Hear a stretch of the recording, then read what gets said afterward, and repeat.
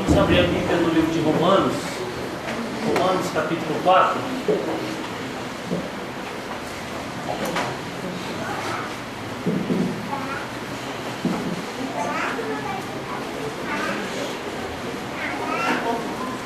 Romanos capítulo 4.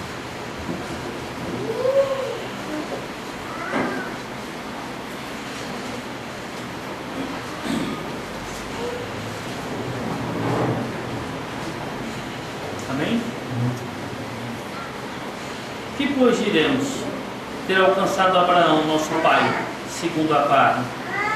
Porque se Abraão foi justificado por obras, tem de se gloriar, porém não diante de Deus.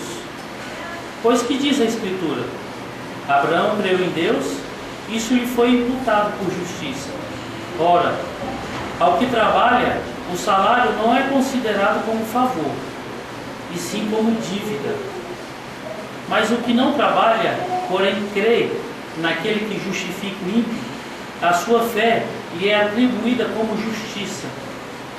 E é assim também que Davi declara ser bem-aventurado o homem a quem Deus atribui justiça, independentemente de obras. Bem-aventurado aqueles cujas iniquidades são perdoadas e cujos pecados são cobertos. Bem-aventurado o homem a quem o Senhor jamais imputará o pecado. Vem, pois, esta bem-aventurança exclusivamente sobre os circuncisos ou também sobre os incircuncisos? Visto que dizemos, a fé foi imputada a Abraão para a justiça. Como, pois, lhe foi atribuída? Estando ele já circuncidado ou ainda incircunciso? Não no regime da circuncisão, e sim quando incircunciso.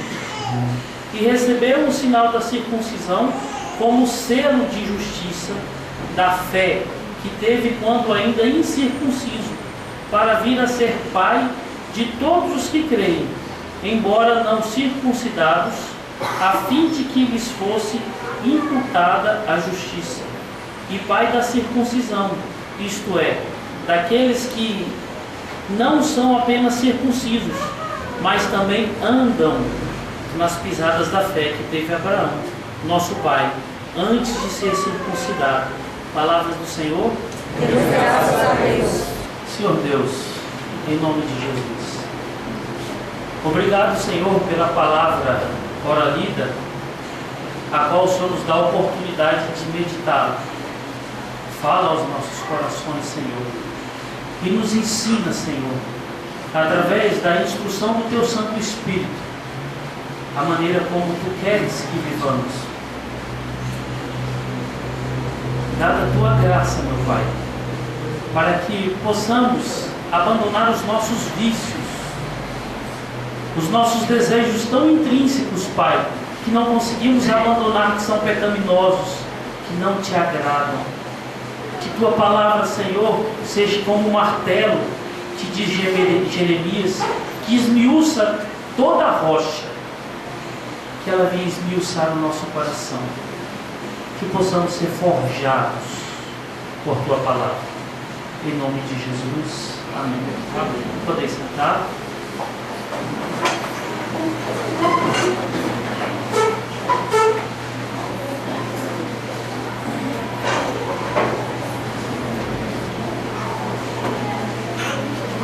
Hoje,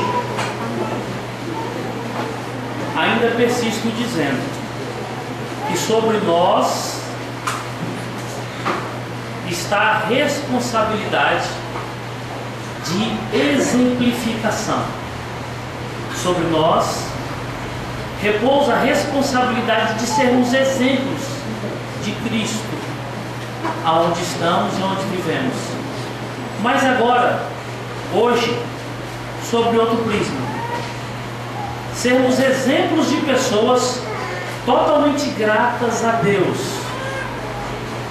Quando falamos de gratidão se torna algo mais difícil, por sermos gratos e termos de exemplificar como filhos de Deus devem ser gratos a Deus por tudo que tem, e também por tudo que não tenho, por saberem que a soberania de Deus detém todas as coisas.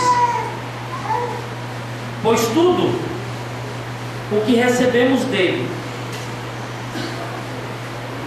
sua misericórdia, seu amor, sua salvação, nós nunca fomos merecedores, e mesmo assim temos que ser gratos. E mais, nunca fizemos nada para tal, não por falta de interesse ou por desprezo de Deus. Nunca fizemos, nunca buscamos a Deus simplesmente porque não podíamos buscar a Deus. Estávamos mortos espiritualmente. E o único desejo, o único sonho, a única ambição, a única motivação era a perdição eterna. Até antes do Senhor nos chamar, até antes do Senhor restaurar as nossas vidas, até antes do seu chamamento eficaz repousar nos nossos corações. Ainda continuo na mesma temática desse sermão, a exemplificação de Abraão e a exigência de nós, filhos de Deus, servos do Senhor Jesus Cristo, homens e mulheres que meditam na palavra do Senhor dia e noite, serem exemplos de cristãos verdadeiros aonde estão. Semana passada nós tivemos algumas coisas que vimos que tínhamos a obrigação de pelo menos enfatizar essa semana, esses dias, aquilo que fomos evocados para sermos exemplos. E hoje nós vemos uma temática um pouco mais difícil: exemplos de pessoas gratas. Como é difícil você encontrar gratidão nos dias de hoje. Se nós não conseguimos encontrar gratidão de pessoas que estão tão próximas de nós, não conseguimos ser gratos a pequenos favores que são alçados em nosso favor, como é difícil você encontrar no meio do cristianismo nos dias de hoje pessoas que consigam compreender a complexidade da Escritura, de toda a dimensão de tudo que o Senhor Deus fez por mim, fez por vocês, e nós conseguimos de forma exequível sermos gratos a Deus, e não só gratos, exemplificarmos com toda a humildade das nossas vidas para aqueles que estão ao nosso redor o que é viver em gratidão, o que são palavras de pessoas que vivem em gratidão, o que são atitudes de pessoas que vivem em gratidão, como que nós manuseamos os bens que estão nas nossas mãos em gratidão, e como nós escolhemos as coisas que vão vir, se é que elas virão nos dias de amanhã, por aquele que é grato. Então é difícil fazer isso. Por quê? Porque nós não conseguimos compreender a amplitude, a complexidade ou a questão macro da Escritura Sagrada. E aí nós olhamos Deus tão misericordioso, tão compassivo e tão didático com seus filhos, que escreve essa Escritura de uma forma tão simples, de uma forma tão clara, e mesmo essa forma clara e simples de Deus é difícil para nós entendermos. E essa forma clara e simples de Deus, o Santo Espírito condiciona os seus autores. E aqui está o exemplo do apóstolo Paulo, nessa obrigação de ser simples e claro, trazer algum exemplo de vida para que os seus leitores possam contemplar. Essa é uma das formas corretas de se viver e agradar a Deus. Porque viver por viver, irmãos, tem um monte de gente vivendo dessa forma. Viver por viver, nós vivíamos antes de conhecermos o Senhor. Viver por viver, eu acredito que não condiciona nenhuma caminhada para o céu. A grande temática dessa exposição do dia de hoje é viver agradando e sendo grato a Deus todos os dias das nossas vidas. E mais, uma gratidão que seja vista e possa ser copiada ou exemplificada para aqueles que estão do nosso lado. E eu começo com uma pergunta: Você é grato a Deus?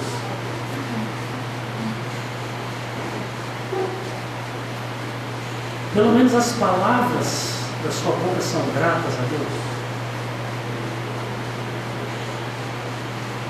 Suas atitudes corroboram com as suas palavras? A gratidão se manifesta no reconhecimento não do que Ele fez, mas do que Ele é. Quem é Deus para você? Quem é o Senhor Jesus para você? Eu estive em um aconselhamento, e nesse aconselhamento uma senhora, já de certa idade, crente, desde os 21 anos de idade. E a primeira coisa que ela falou para mim, ela falou assim: eu quero mudar. Desde o dia da minha conversão, eu nunca consegui abandonar a ira. Eu nunca consegui abandonar a questão da explosão. Eu explodo por qualquer coisa. Eu fico com raiva por qualquer coisa.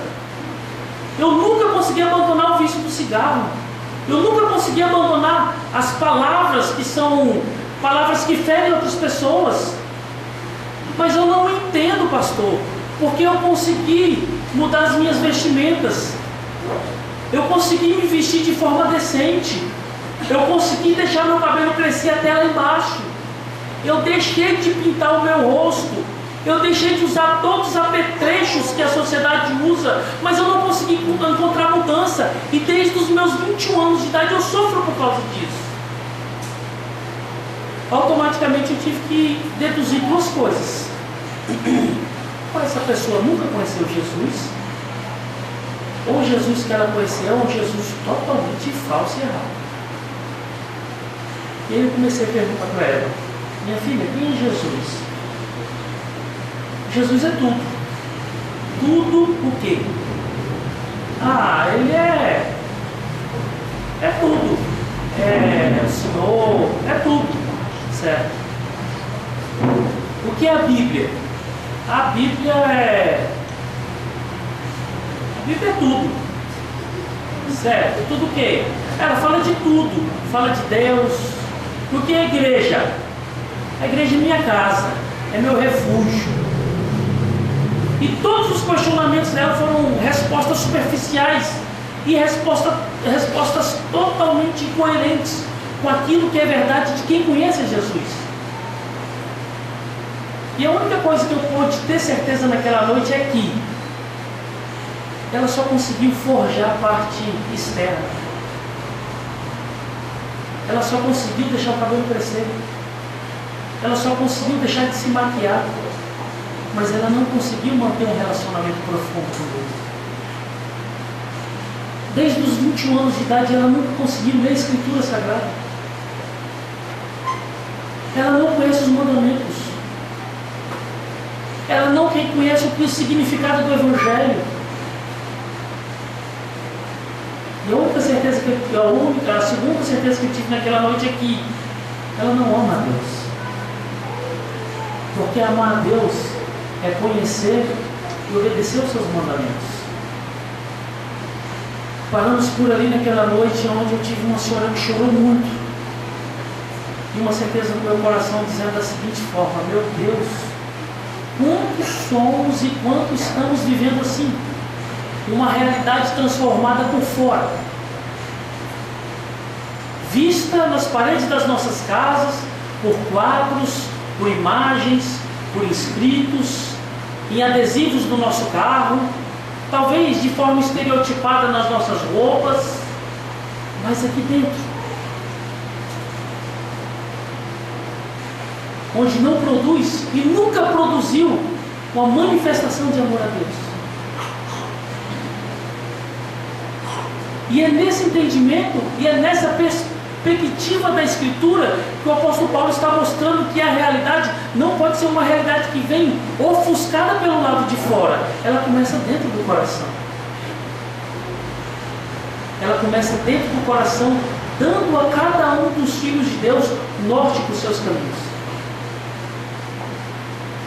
E é isso que eu quero ver com vocês hoje. Todos nós somos e fomos chamados pelo Senhor um dia. Houve uma intervenção salvífica nas nossas vidas. Por que não existe mudança? Por que ainda os nossos filhos não conseguem olhar para a gente e dizer assim: puxa vida, meu pai é um cara crente, minha mãe é uma mulher crente? Por que os nossos pais não conseguem olhar para nós e dizer: eu tenho um filho piedoso, eu tenho uma filha piedosa? Porque os nossos cônjuges não conseguem olhar e muito menos manifestar para aqueles que estão do lado a verdade de quem é o seu parceiro ou a sua parceira? Porque na verdade ele não é aquilo, ou ela não é aquilo que todo mundo acredita que ele é ou ela é. Na verdade ele passa, e ela não passa de um monstro, uma pessoa disforme de uma realidade escriturística. E viver assim o cristianismo não vale a pena. Ficar tão perto da porta do céu assim a vida inteira não vale a pena. Porque no último dia, no dia de entrar, o Senhor vai falar assim: não te conheço, nunca te conheci, vai embora, vai para o local onde está preparado para Satanás e os seus anjos. Não compensa viver assim. E a mudança interna, ela não começa por uma força minha, ela começa só pela soberania de Deus.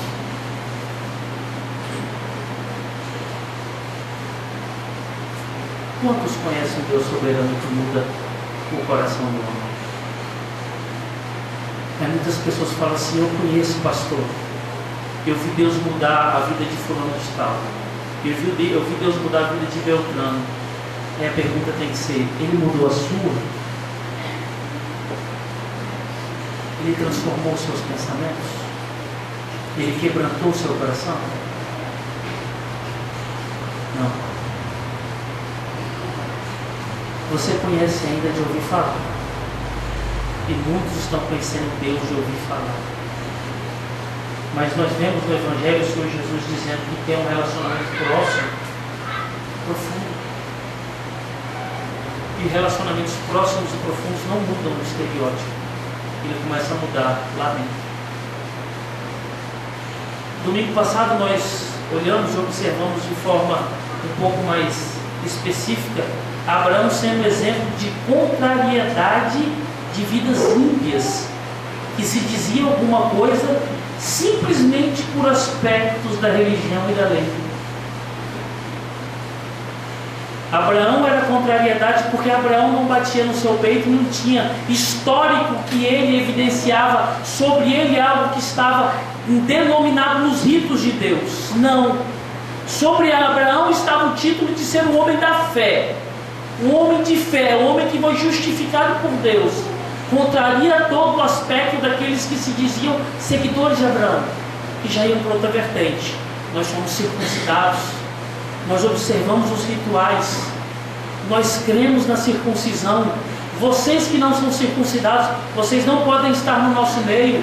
E Abraão, que é a exemplificação e o pai na fé de todas essas pessoas, nunca exigiu isso.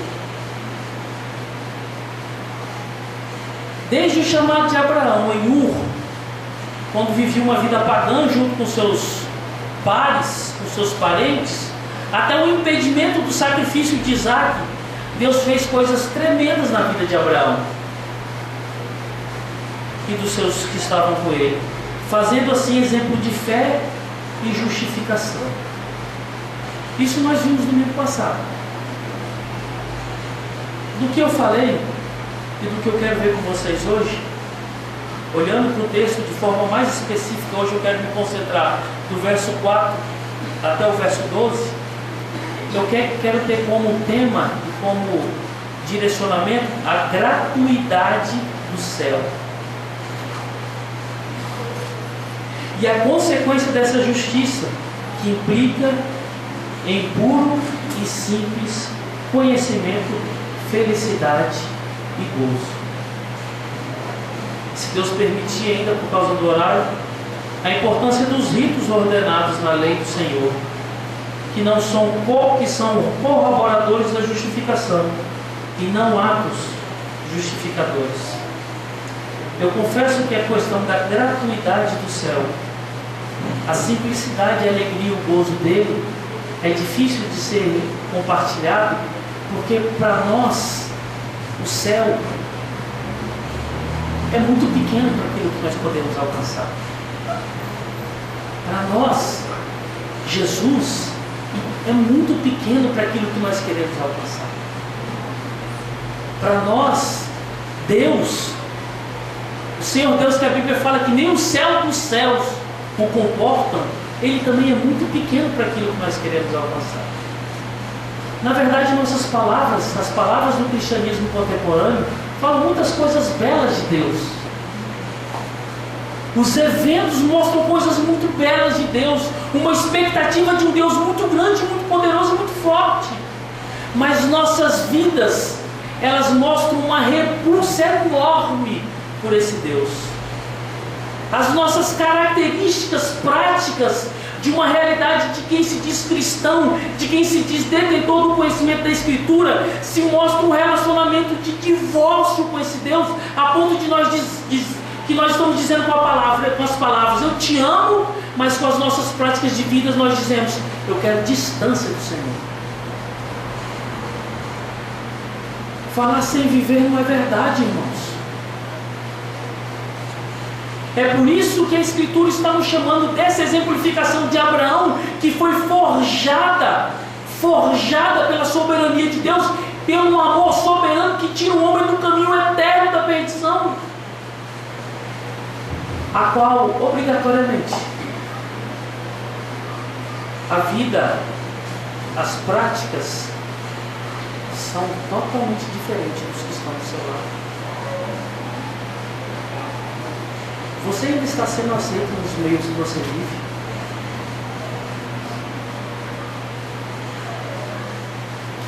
Vocês ainda têm acesso irrestrito a pessoas obscenas que conviveram com você no passado e hoje convivem da mesma forma?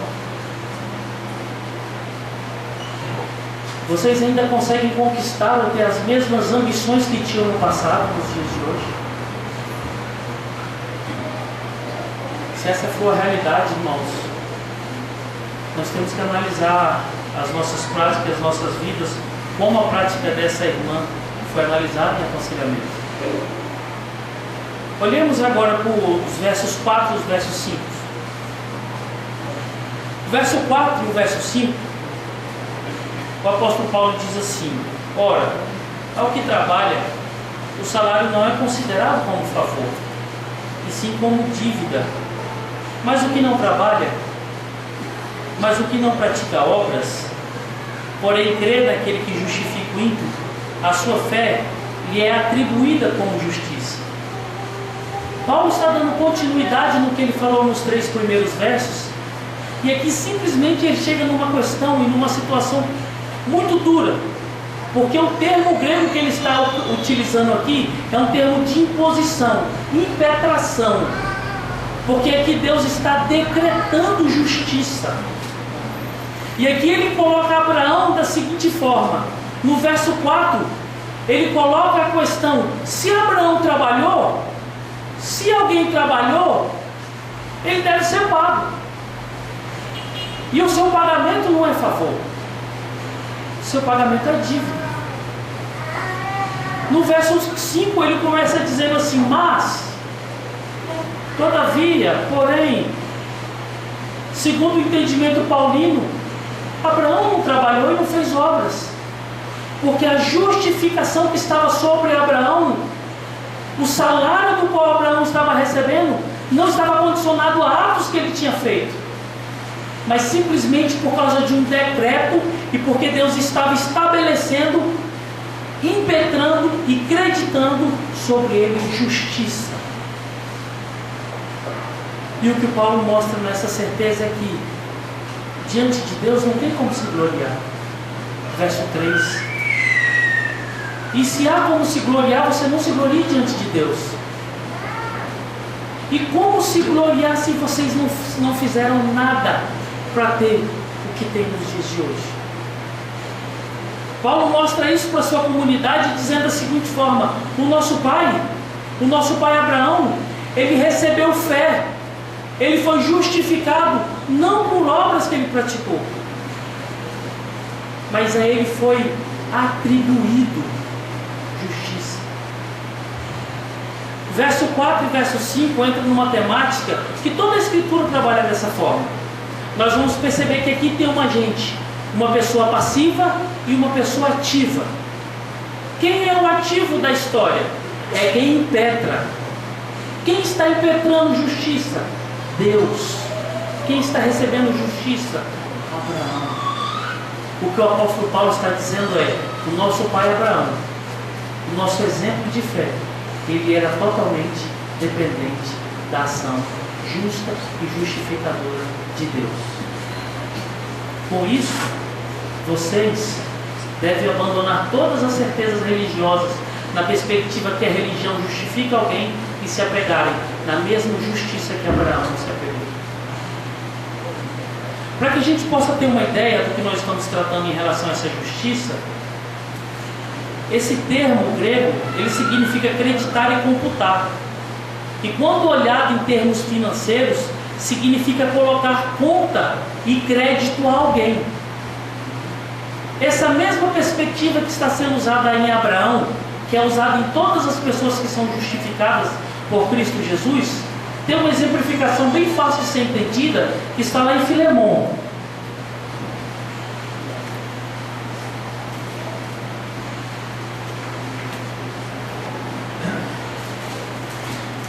Filemon, que só tem um capítulo, do verso 8 ao verso 20, diz assim: pois bem, ainda que eu sinta plena liberdade em Cristo para te ordenar o que convém, prefiro todavia solicitar em nome do amor, sendo o que eu sou, Paulo, o velho, e agora até prisioneiro de Cristo Jesus.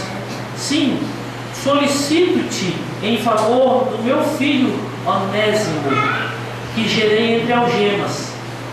Ele antes te foi inútil, atualmente, porém, é útil a ti e a mim. Eu te envio de volta em pessoa, quero dizer, o meu próprio coração.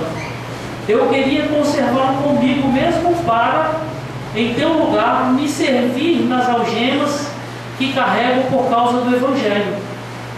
Nada, porém, quis fazer sem o teu consentimento, para que a tua bondade não venha a ser como que por obrigação, mas de livre vontade.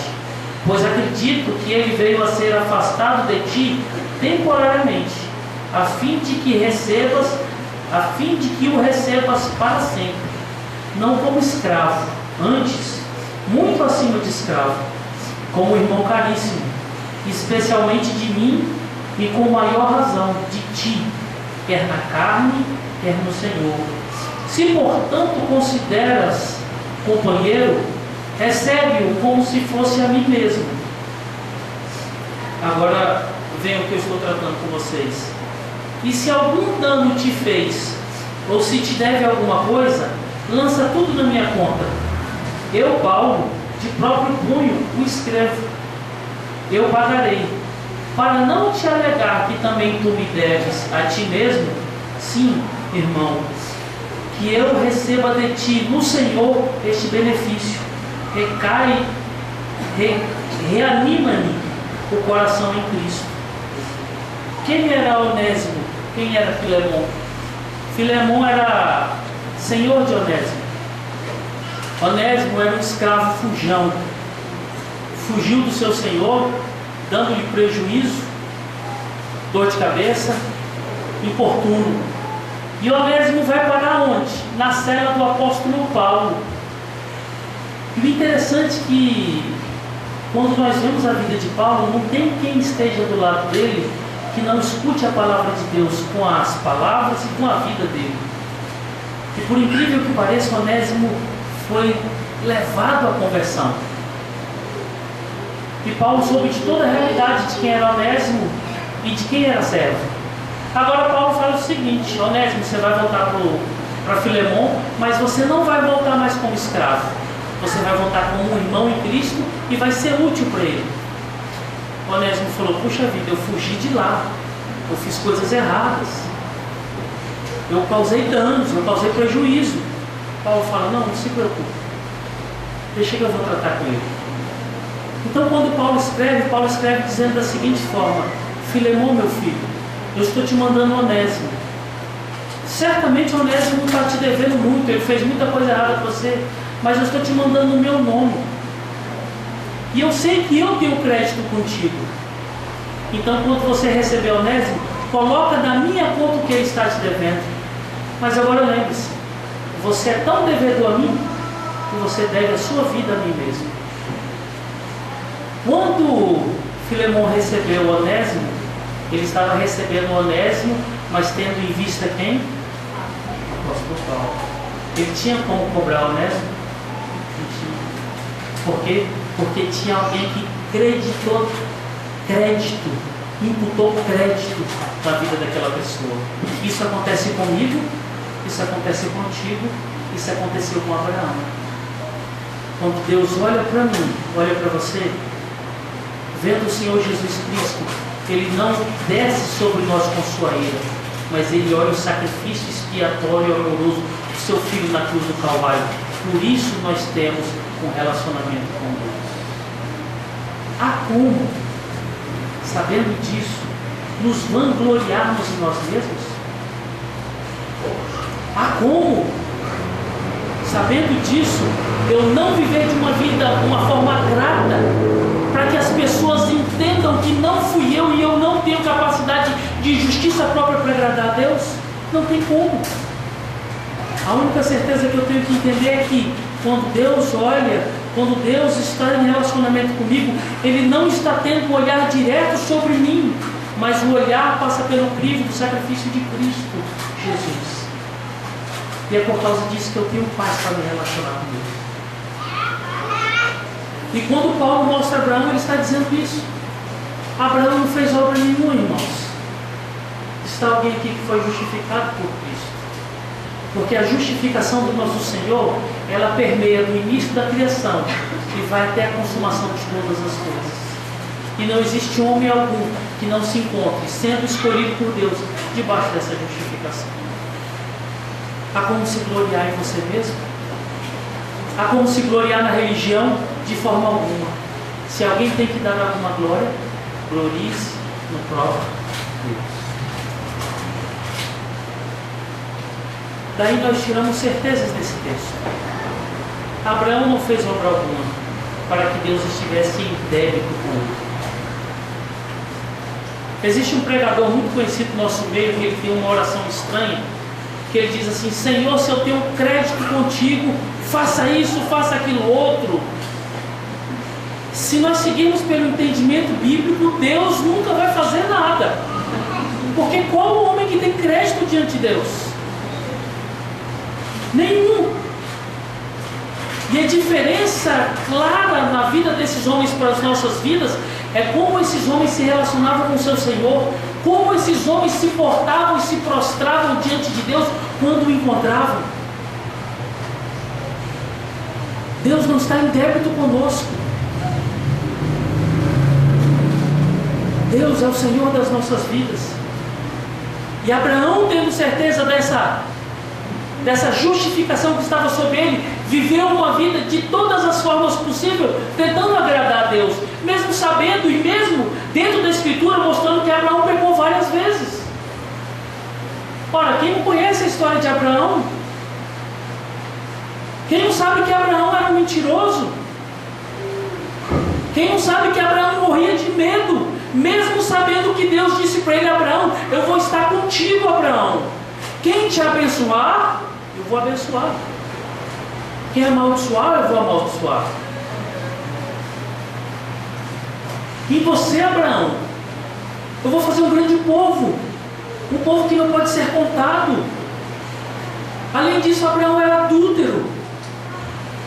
Como alguém dessa estirpe, dessa qualidade, com essas exemplificações que não fogem muito das nossas, pode ser referência de exemplificação que traga justiça para o homem? De forma alguma. Mas não é isso que o texto está se atendo. O texto está dizendo: Abraão, apesar de todas essas coisas, ele creu em Deus. E por ele crer em Deus, ele teve atitudes, a vida dele foi moldada, a vida dele foi mudada. Ele viveu para a glória do Senhor. É isso que Paulo está evocando para a sua comunidade. Apesar de tudo que você vive, apesar dos teus feitos passados, entendendo que o Senhor tem te chamado para um relacionamento profundo, se arrepende.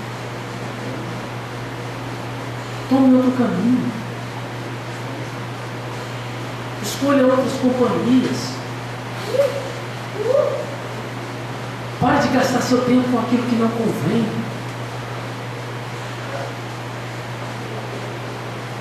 Conheça os meus mandamentos.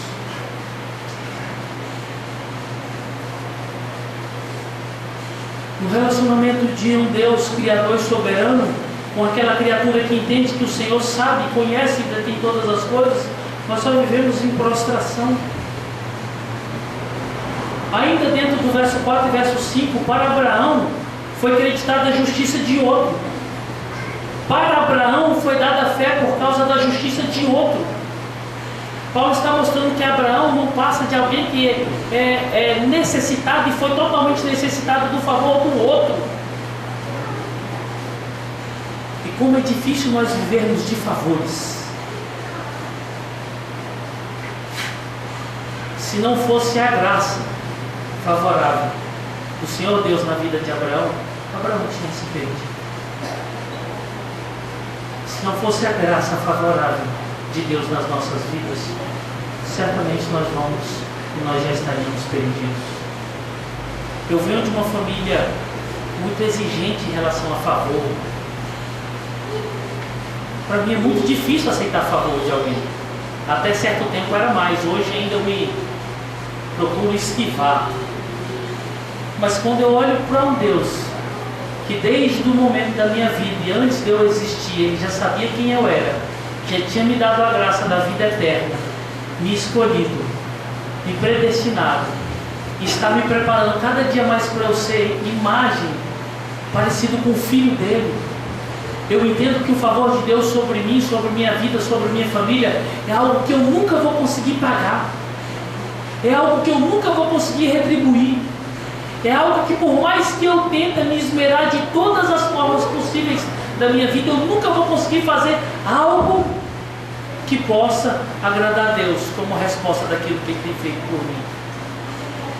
E o interessante é Ele não quer que esse relacionamento de dependência do outro esteja só entre eu e Ele.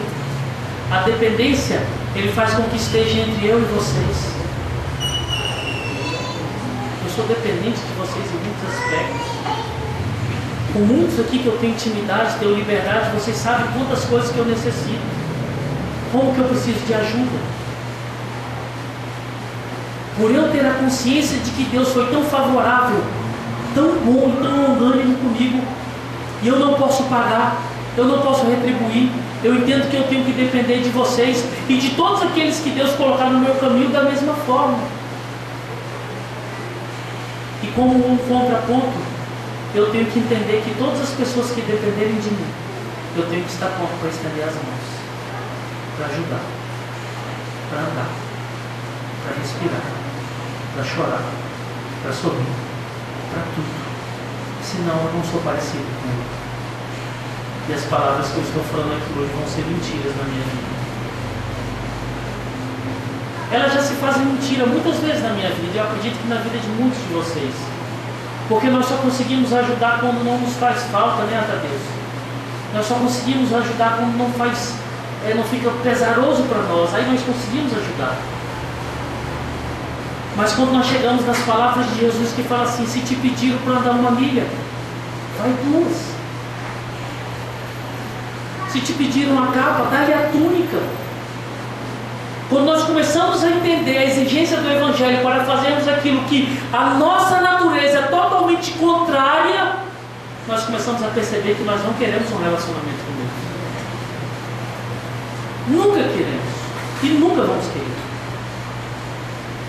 São poucos que manifestam essa verdade na cara. Porque poucos amam o seu próximo. E o apóstolo João fala que se você não ama o seu irmão que você vê, você não ama a Deus que você não vê. Mas ele morreu por mim. Ele não merecia aquela cruz. Ele não hesitou a cruz. Ele não merecia o escárnio. Ele não hesitou em nenhum momento o escárnio. Ele não merecia as injustiças, mas ele não hesitou em nenhum momento as injustiças. Ele não merecia ter passado por nada que ele passou, mas ele não hesitou em nenhum momento ter passado por aquilo, para glorificar o Pai e salvar a mim e salvar a vocês. O que nós podemos fazer para o próximo? Ele fala igual a igreja neopentecostal: olha para o teu irmão e pergunta para ele o que ele precisa de ajuda. Aí o irmão vai falar: o irmão, estou precisando de dinheiro emprestado. Pelo amor de Deus, né? Está errada essa pregação. Olha para a sua realidade, irmãos. Nós precisamos ajudar a estender as mãos uns para os outros, porque nós temos que ser semelhantes ao Pai. Dinheiro emprestado, por favor, peçam para Deus. Tanto a fé quanto a justiça e qualquer feito de Abraão, segundo o discurso paulino, deve estar sempre sob a justiça de Cristo. Porque tudo que nós fizermos, como tudo que foi mostrado na vida de Abraão, se a evidenciação não fosse a graça soberana de Deus, não tinha motivo algum. É por isso que a vida de muitos se torna sem sentido, opaca. O reverendo Vadislau fala uma coisa que é interessantíssima e é verdade: se você não revelar Cristo, você revela qualquer outra coisa. Quantas são as obras de vocês que não revelam Cristo? Quer ver uma obra de Abraão que não revelou a graça de Deus? Quando ele estava ali vendo a condição fisiológica cada vez mais deteriorada, sua esposa ficando cada vez mais velha, ela fala: Abraão, essa promessa não vai se cumprir. Pega minha escrava, faz um filho nela. Ou seja, Abraão fala: é verdade, eu vou ter um descendente.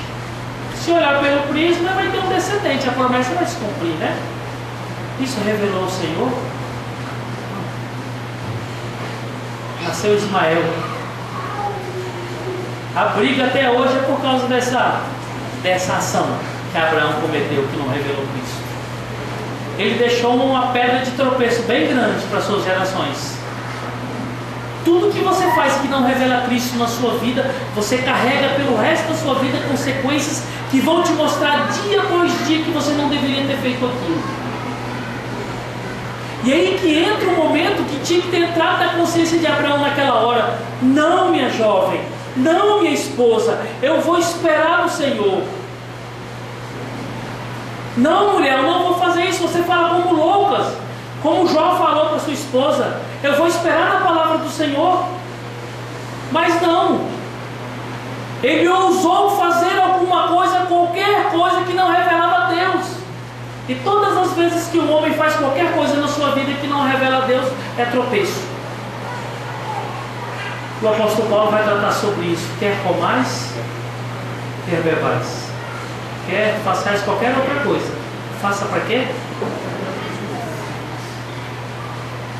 Se você acordar pela manhã, tiver coragem de colocar os seus pés no chão, não conseguir agradecer a Deus, entender que aquele dia você tem que realmente concebê-lo na concepção que é por louvor e a glória de Deus, fica deitado, irmão. Sai da cama não. Você não serve para aquele dia. Se você tem coragem de chegar à noite na sua cama, deitar ali, conseguir dormir, nem lembrar de todos os livramentos que Deus deu para você, de tudo que Ele alçou na sua vida, da misericórdia dEle, você não ter conta nem de agradecer a Ele. Aí eu nem digo, fique acordado, porque ficar acordado é difícil, mas irmão, te converte.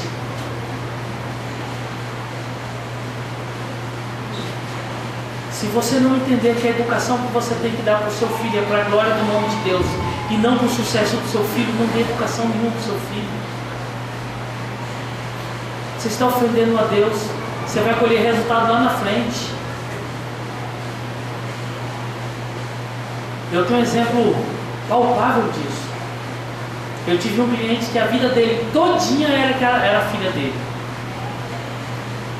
Trabalhou muito, crente, piedoso, presbítero, mas o discurso dele: eu vou colocar minha filha nas melhores escolas, eu vou dar tudo para ela. E realmente ele deu. Ele conseguiu fazer tudo por ela. Só que ele esqueceu do básico e do trivial. Aquilo que tinha que ser para a glória de Deus. Sempre antecede a educação secular, intelectual, que não deixa de ser intelectual, a educação sobre o Senhor Jesus. Sempre antecede as boas vestimentas do seu filho, a nova vestimenta que o apóstolo Paulo trata em toda a sua escritura, o vestir-se de Cristo. Se você conseguir fazer tudo isso pelo seu filho, conseguir dar um grande estudo para o seu filho, pagar grandes escolas para o seu filho, vestir ele com boas roupas, ajudar ele a conquistar o mundo inteiro, lembre-se, no final, provavelmente, com sua ajuda, ele perdeu a alma. E você fez tudo isso, não foi para a glória de Deus. É por isso que tudo que nós fazemos é para a glória de Deus. Tudo é para a glória de Deus. Ontem Lucas e eu estávamos conversando, falando sobre a questão do esmolar, uma vida piedosa, uma vida de auxílio e de ajuda para aquele que é necessitado. A Bíblia vai tratar de Gênesis e Apocalipse sobre isso. E nós não damos conta de ajudar a esmolar simplesmente. Que o esmolar é o básico do básico, que não gasta quase nada. Não conseguimos fazer isso para a glória de Deus.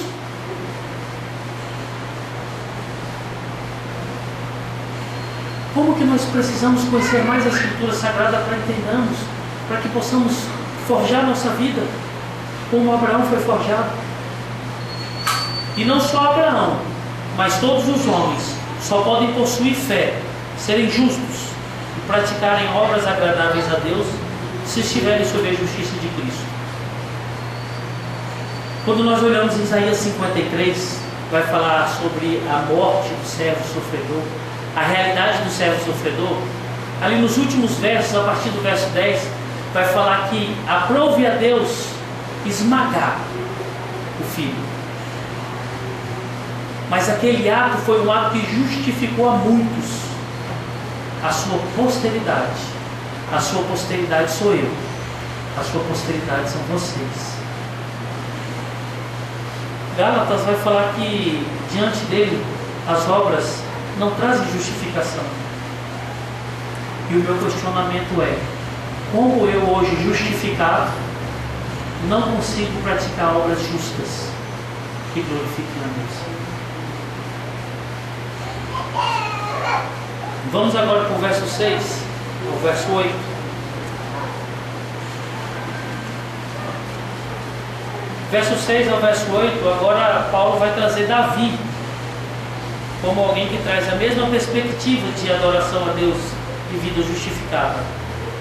E é assim também que Davi declara ser bem-aventurado o homem a quem Deus atribui justiça, independentemente de obras. E aqui ele vai trazer como interpretação que ele aplica ao texto Salmo 32, dizendo assim: bem-aventurado aqueles cujas iniquidades são perdoadas e cujos pecados são cobertos. Bem-aventurado o homem a quem o Senhor jamais imputará pecado. Olhando para esses dois versos, para esses três versos, como é trivial nós tratarmos a questão da bem-aventurança simplesmente dizendo de uma interpretação ou de uma tradução pequena que trata-se de simples felicidade. Tem tradutores que vão trazer a tradução da palavra bem-aventurança como felicidade. Mais do que felizes, plenos, satisfeitos em Deus. Agora observem comigo, toda a Escritura Sagrada, quando traz essa questão de bem-aventurança, ela vai atribuir todas elas numa realidade eterna. nunca em questões efêmeras. A felicidade na Escritura, a felicidade segundo a concepção dos autores, ela tem que estar atrelada com a eternidade. Se sua felicidade estiver atrelada com as coisas efêmeras, você não entendeu o Evangelho. Pegue o Sermão do Monte, Mateus capítulo 5, a partir do verso 1, vai falar que ele começa o discurso, e aí daqui a pouco ele entra nas bem-aventuranças. Todos os pontos das bem-aventuranças são questões eternas. Olha a questão do salmista Davi. É bem-aventurado o homem que entende sobre a sua justificação, condição eterna. E a grande problemática é que hoje nós estamos totalmente arraigados e atrelados em questões materiais e triviais. Por isso que toda a nossa felicidade está condicionada às coisas transitórias da vida. Observa se não é verdade. O que a igreja mais fala e mais espera é casamento. Casamento como se fosse tudo. Se não casar, perdeu a vida. O que as pessoas da igreja mais falam, mais batem na tecla como felicidade, são coisas de cargos, dinheiro, posições, títulos, tudo transitório. E o que não dá para compreender é que o que é transitório está de forma muito arraigada nos nossos lábios. Como nós podemos evocar para nós a questão da bem-aventurança? O condicionamento do sucesso do seu filho é efêmero, irmão. A única riqueza que você pode deixar para o seu filho é o entendimento do temor a Deus. Provérbios capítulo 1. Os patrimônios, os bens materiais são consequências de trabalho. E se você tiver que ficar rico, saiba, é Deus que te fez rico. Provérbios capítulo 22, verso 2, né, Lucas? Estava diante do Senhor o rico e o pobre. Deus o fez. Essas questões efêmeras, transitórias da nossa vida, não são questões para que nós possamos empenhar as nossas forças para lá, para aquilo. O Senhor tem nos chamado para questões eternas. Bem-aventurado aqueles que sofrem por amor do meu nome. Bem-aventurado aqueles que são pacificadores. Bem-aventurado aqueles que têm um coração puro. Bem-aventurado aqueles que amam a questão da justificação. Isso está fora do nosso contexto. Isso está fora do nosso dicionário. Por quê, irmãos?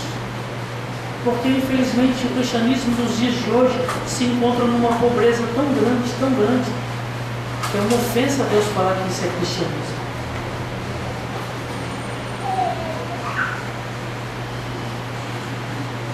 João capítulo 17, verso 3, diz que a eternidade começa quando nós conhecemos o Senhor Deus e a Jesus Cristo.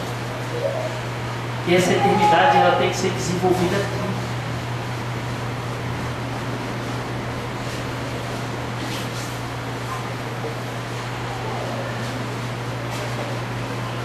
Não vou ter tempo. Não tem muita coisa para falar. Mas, queridos, lembrem-se, vocês são detentores dos favores de Deus. Não tem ninguém aqui que possa se gloriar. Todos nós estamos pareados pela mesma linha de medição. Não tem ninguém melhor e ninguém maior.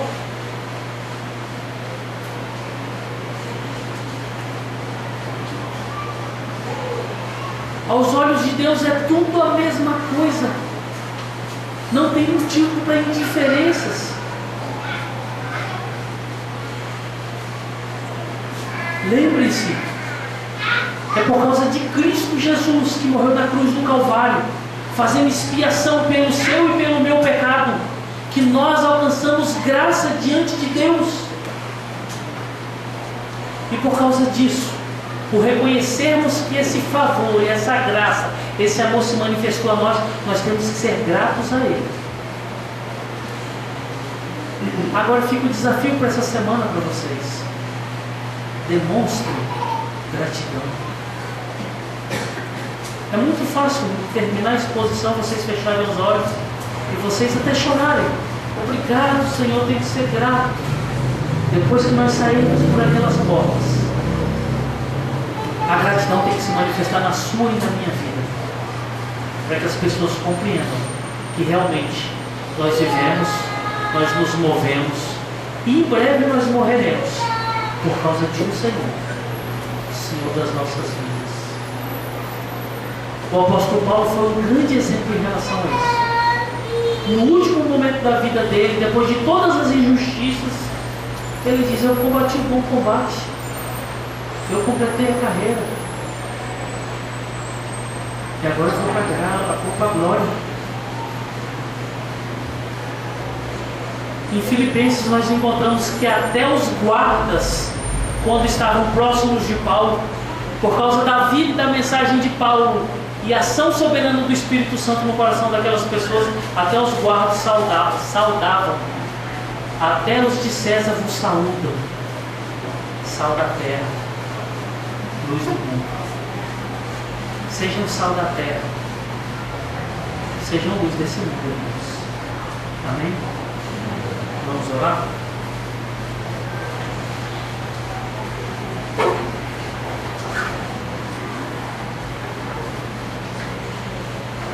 Senhor Deus, em nome de Jesus, nós te agradecemos, Pai, por tua misericórdia que tem se manifestado nas nossas vidas. Te agradecemos, meu Pai, porque o Senhor falou conosco. E tua palavra exige que nós venhamos a viver para o louvor pleno do teu nome. A sua palavra nos condiciona às questões eternas da vida. A sua palavra nos obriga a sermos cada dia mais humildes e simples. Então eu te peço agora, Pai, em nome de Jesus, eu suplico ao Senhor, aplique essas palavras do Senhor na minha vida e na vida dos meus irmãos, para que nós possamos viver gratos a Ti, porque um dia Tu morreste por nós, porque um dia, ainda quando nada existia, o Senhor já nos conhecia pelo nome, o Senhor já havia nos predestinado, o Senhor já havia nos escolhidos para uma vida eterna contigo. Ensina-nos a gratidão de todas essas coisas. Ensina-nos a sermos gratos, Senhor, até quando a adversidade bate na nossa porta, até quando a injustiça do mundo vem contra nós, até quando as problemáticas da vida atingem a nossa casa, a nossa família, porque todas as coisas colaboram para o bem daqueles que te amam, e nós queremos te amar. Nos ensina, Senhor, a profundeza das tuas palavras, e coloca no nosso coração a verdadeira vontade, Senhor, de viver para a glória e o louvor do teu santo nome. Afasta, Pai, a incredulidade. Coloca longe de nós, Senhor, o desânimo e a inércia do conhecimento da tua palavra, e molda-nos segundo o teu querer. Conduza-nos segundo o teu propósito. Em nome de Jesus. Amém.